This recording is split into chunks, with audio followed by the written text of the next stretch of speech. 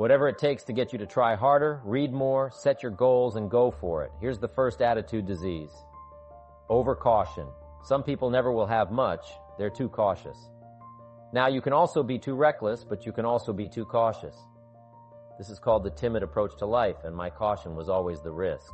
Risk used to drive me right up the wall. I used to say, what if this happens? It's called the language of the poor. What if this happens? And on top of that, if this were to happen, look at the fix I'd be in. I better not try. I could always ace myself out.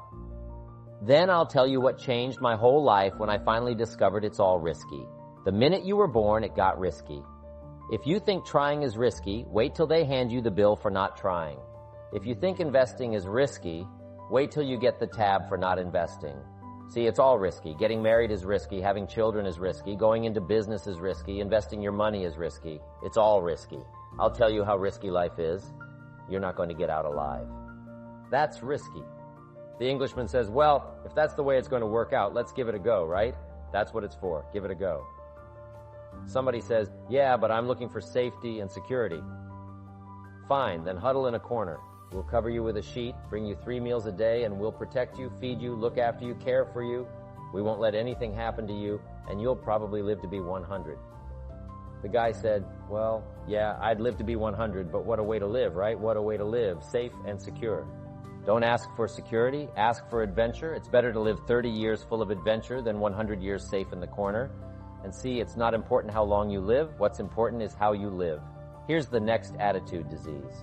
Pessimism, the deadly disease of always looking on the bad side, the problem side, the difficult side, checking all the reasons why it can't be done. The poor pessimist leads an ugly life. He doesn't try to figure out what's right. He tries to figure out what's wrong. He doesn't look for virtue. He looks for faults. And when he finds them, he's delighted. How ugly this is. The poor guy looks through the window, doesn't see the sunset. He sees the specks on the window. And this is the poor guy who rushes up and takes such leave of his senses. This guy rushes up and he says, I've got 5 good reasons why it won't work. He's so dumb he doesn't know all you need is one. He's got 5. To the pessimist, the glass is always half empty. To the optimist, the glass is half full. Why would the same measure affect people 2 different ways? Answer, it all depends on how you look at it. Our lives are mostly affected by the way we think things are, not the way they are. The way we think they are affects us most. There's a subject we don't have time to get into tonight called better thinking habits. One of the major things Mr. Schaaf taught me when I met him, he said, poor thinking habits keep most people poor, not poor working habits. Most people work hard, but they don't think hard. Mr. Schaaf taught me that the mind is like a factory, a mental factory, and whatever you think about all day long pours ingredients into this mental factory, and that's what builds the economic, social, financial fabric of your life. He quoted me a Bible phrase that says, as you think, so you become. How awesome. When he talked about poor thinking habits, he had me.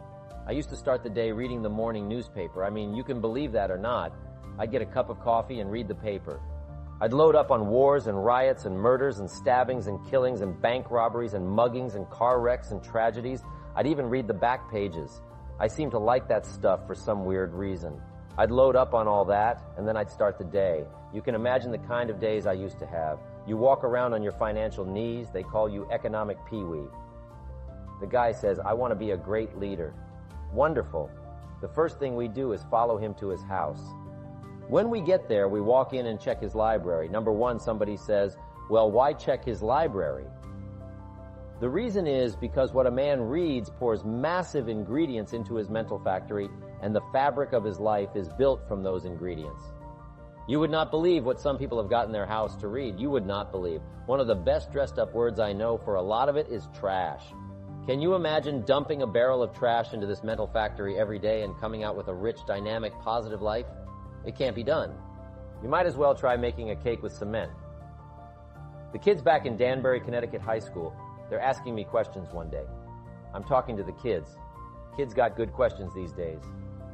One of them said to me, Mr. Rohn, how do you build the good life? I said, it's simple. It's not easy, but it's simple. Here's how you build anything. Select the right ingredients, keep out the wrong ingredients. And it starts with thought. Everything starts with thoughts, so you must be wise and careful what you think about, because that starts everything. You've got to be wise and careful. I asked the kids, what would happen if somebody dropped sugar in my coffee? They said, well, you'd be okay. I said, what if somebody dropped strychnine in my coffee? They said, well, you'd be dead. I said, correct. Lesson 1, life is both sugar and strychnine. You've got to be careful. I said, what if my worst enemy drops in the sugar? They said, well, you'd be okay. I said, what if my best friend, even by accident, drops in the strychnine? They said, well, you'd be dead. I said, correct. Lesson 2, watch your coffee. You've got to be careful. See, it doesn't matter who hands you the bad stuff. It doesn't matter where you get the bad stuff. It'll still do its damage on your bank account wherever you get it. Mr. Schwab gave me one of the greatest phrases when I first met him. He said, Jim, every day stand guard at the door of your mind. How important? Stand guard at the door of your mind. And you decide what goes into your mental factory. Don't let anybody just dump anything they want into your mental factory, because you've got to live with the results. Every day from morning to night, we're faced with many decisions. Each one, no matter how small, adds to the story of our lives. Think about this. When you woke up this morning, what was your first thought? Did you greet the day with excitement, ready for its challenges and opportunities, or did you groan, dreading the routine?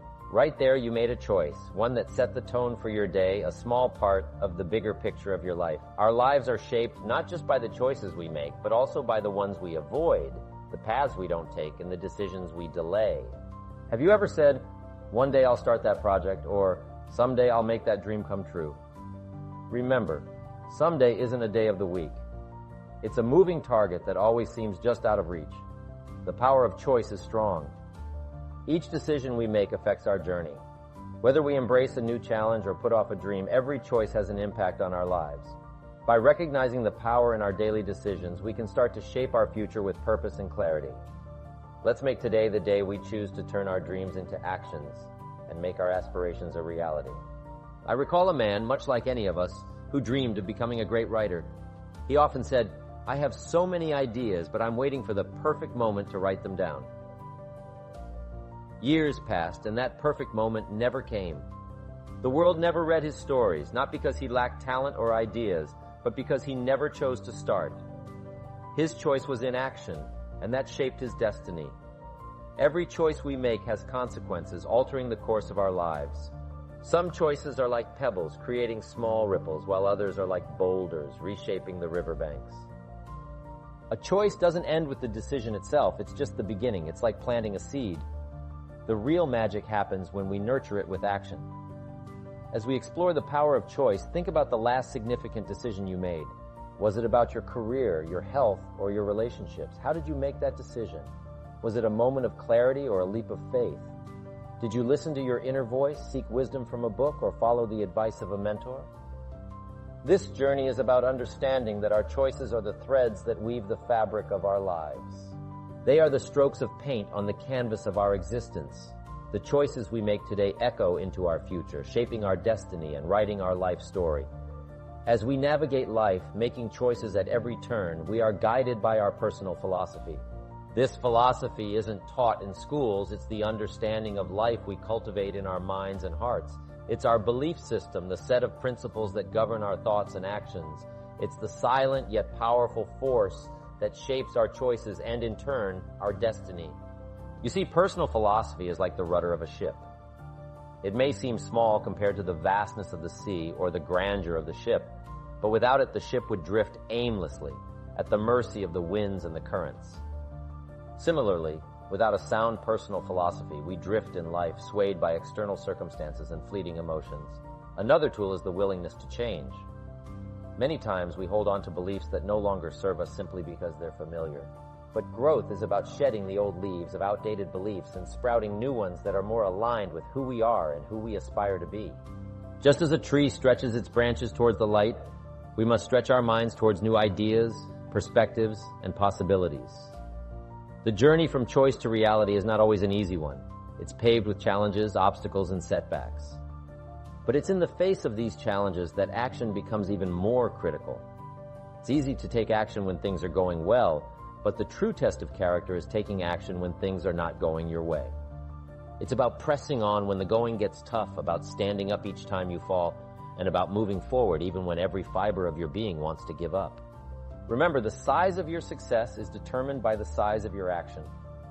Big dreams require big actions, but big actions don't necessarily mean grand, sweeping gestures all at once. Often, it's the small, consistent actions taken day in and day out that lead to great achievements.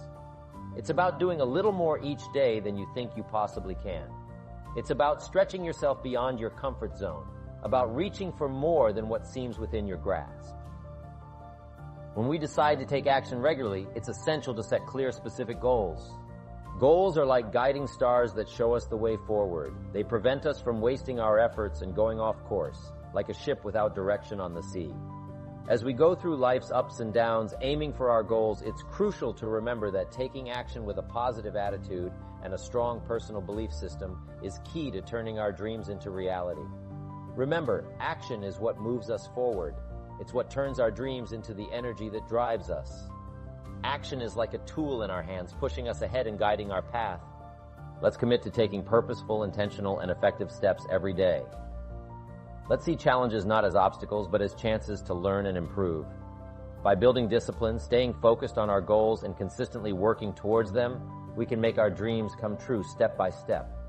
As we think about how important it is to take action and look back at our past decisions, let's remember that every action we take shapes our life's journey and leads us towards our future. Our actions should mirror our deepest desires, our biggest dreams, and our core values.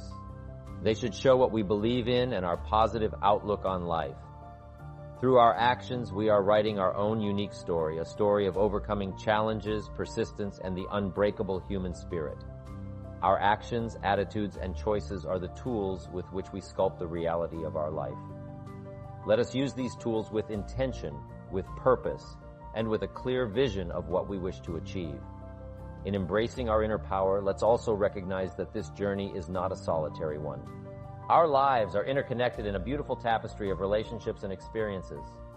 The power within us has the potential not just to elevate our own lives, but also to uplift those around us, to inspire change, and to make a positive impact on the world.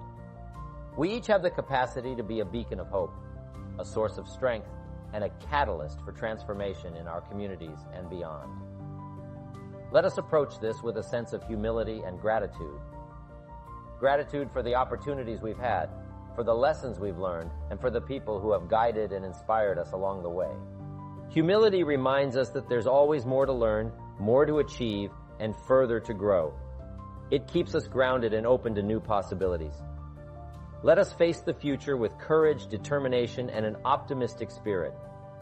The path ahead will undoubtedly have its share of challenges and uncertainties, but armed with the power within us, there's no hurdle too high, no obstacle too daunting, and no dream too distant.